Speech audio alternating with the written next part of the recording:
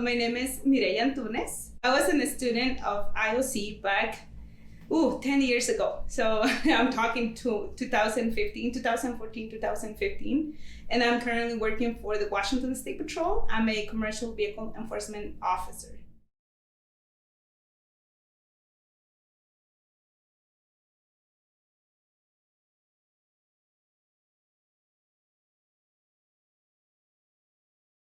I met one of the, I'm assuming it's a coordinator back in the days over in Tri-Cities, and he invited me to come over to the program.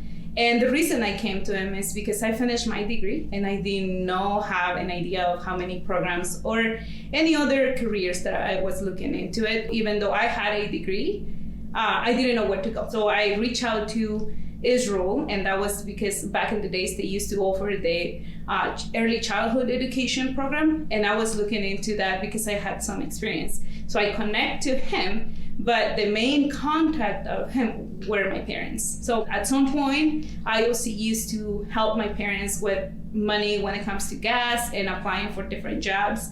And so when I connect with Israel, he remembered my parents. And so I started the relationship of, yes, I can help you out. We're gonna guide you through. One of the reasons I reached out to him is because he knew more about the community and the resources and the possible careers out there. So I talked to him, and of course, he gave me some training. He helped me out with some money too for the gas and to apply for different jobs and resume ideas, which I did not have ideas, which is pretty cool. One thing is to go to college, get your degree, but sometimes you don't know how a professional resume should be when it comes to applying. And back in the days with Israel, I came and I say, hey, I have a degree, I just don't have a job, help me out. And I remember saying him, just what is your resume look like? And I say, well, I'm working on it. And so he kind of looked at it, and there was another assistant at that time that he had, and she kind of reviewed it and say, okay, so we're gonna do a few corrections here and there so it can look more professional for the career you're looking for. So that was kind of cool. I appreciate that. I still remember that because at some point when you finish up your degree, you're ready because you're like academically ready, but you're not prepared for the real job that you're looking for, or you don't know what are the expectations when you're applying. And one of the things is the resume. I mean, what kind of resume you're putting out there in order to get the job you want. What if I had the career, I have the schooling and the diplomas and stuff, but what if I was doing something wrong with my resume, or I wasn't adding the right information on my resume? So that helped me out.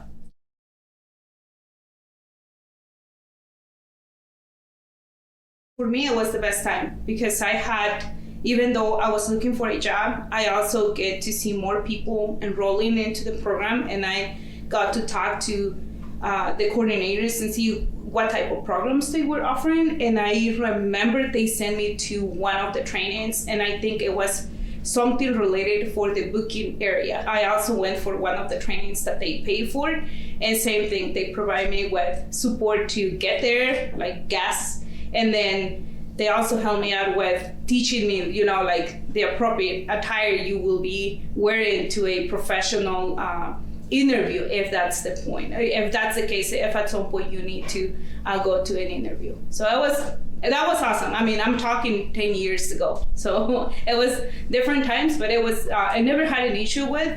I normally walk into the office, everyone welcomed me, and then Israel knew me by name, and he will tell me, hey, come over, let's go, let's get you gas, bring you car, and how's your husband, how's your mom? That's kind of nice to have that relationship, knowing that he knew my family, and because of my family, he was helping me out through the whole process, and the program was provided for us. So that was I'm grateful for that.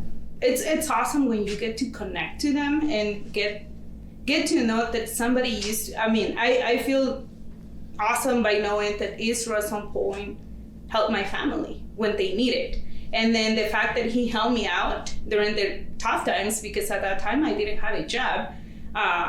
So by knowing that he can talk to me by name and get to know my family, it feels good because now normally go to request help or you look for any program, and if they don't know you or they don't treat you as a family, it doesn't feel right, or at some point will kind of make a difference on if I will go back to certain places. But in this case, IOC treated me right. I mean, they did everything for me, which is awesome. And on top of it, I appreciate the fact that everything was there for us to go and request it and ask for it, because as I say, I always think that whenever we're looking for something, if we're trying to get help for something, we gotta go out and knock doors, because people won't come over to us. And I felt that IOC opened those doors for me, and I felt welcome every single day I went there.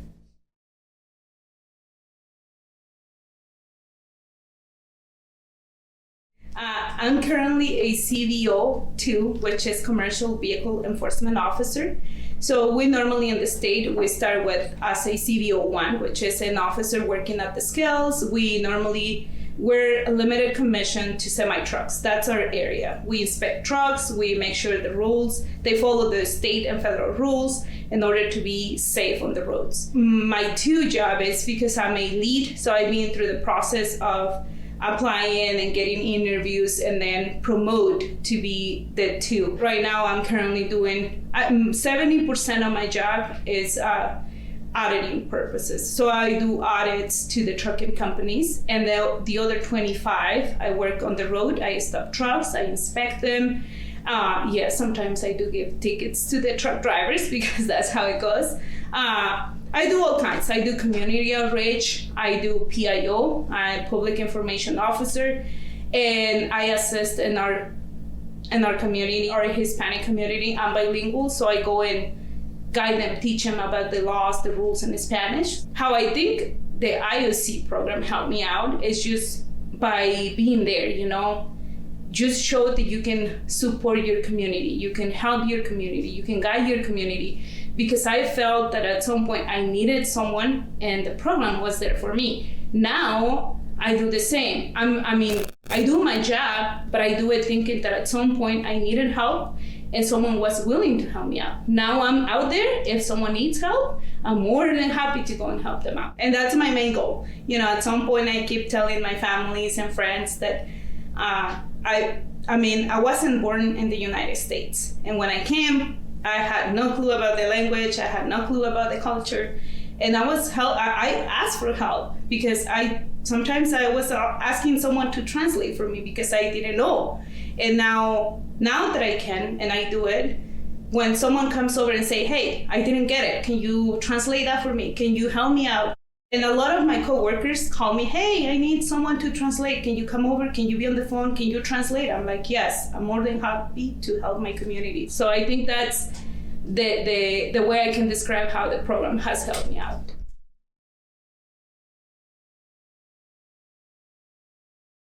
Well, I think the advice is to go and do it. Give it a try. Sometimes you feel it's too much. Sometimes it feels that it's a complicated process.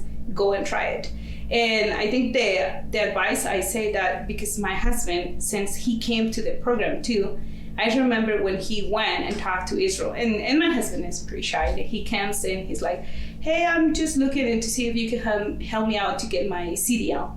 And I remember Israel, he said, yes, but you need to bring those documents. And sometimes people, when you request something, they want it, but they don't want it enough to the point that, oh yeah, later we can do it.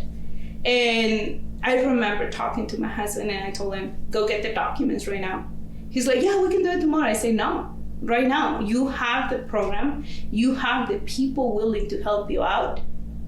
Now do your part, which is go and get the documents and bring them over because someone is willing to help you. And to be honest, when I applied for the state, that was my only thing. I say, I only need someone to believe in me, and I need someone who give me a chance to prove myself.